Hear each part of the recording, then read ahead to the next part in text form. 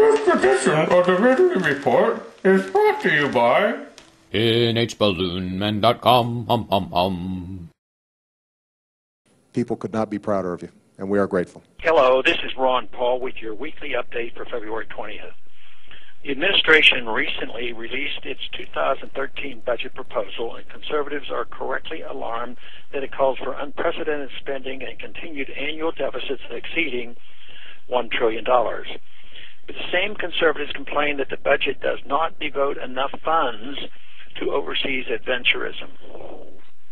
I continue to be dismayed that in spite of our economic problems, most of those who call themselves fiscal conservatives refuse to consider any reductions in military spending. Doug Bandow of the Cato Institute very aptly addresses this in his recent article for the American Conservative entitled Attack of the Pork Hawks. He points out that conservatives are using a tired liberal argument to defend the bloated military budget, namely that more spending equals better results. The federal education morass is merely one example that clearly disproves this. The facts are that the president's budget calls for an 18% increase versus the previously planned 20% increase. This is not a cut. Yet Pentagon hawks continue to issue dire warnings that this draconian decrease in proposed future spending will seriously threaten our national security. In truth, the majority of DoD spending goes to projects in other nations, including prosperous allies like Europe and Japan and South Korea, nations that could and should take more responsibility for their own defense.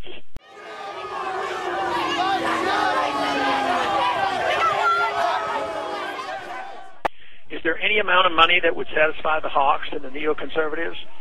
Even adjusted for inflation, military spending is 17% higher now than when Obama took office. Even the worst-case scenarios of Obama's cuts, adjusted for inflation, will put outlays in 2007 levels, which are 40% higher than a decade ago.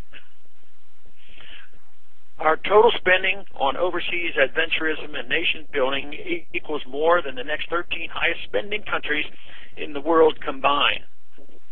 Even if we were to slash our military budget in half, we would still be the world's dominant military power by far.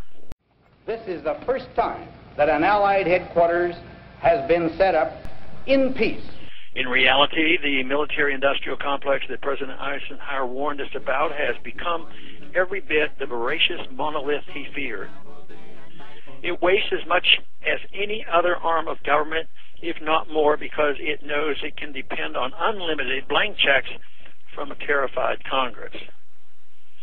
Mr. Bandow concludes that America is more secure today than at any point since World War II, and that military outlay should be reduced accordingly.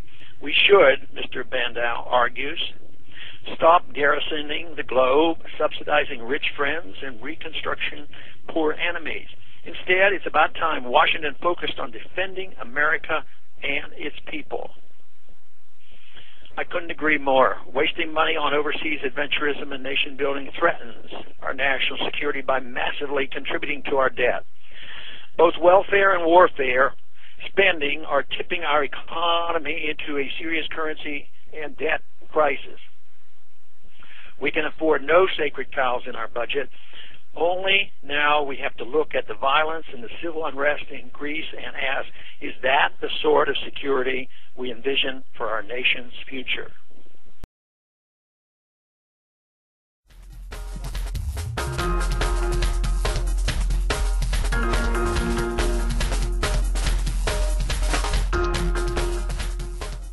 This edition of the Ridley Report is brought to you by nhballoonman.com, or White H. Marriott for short, featured on the Ridley Report. White makes balloon hats and party animals for your festive event. He also makes it look easy. Deploy him at your next shindig. nhballoonman.com.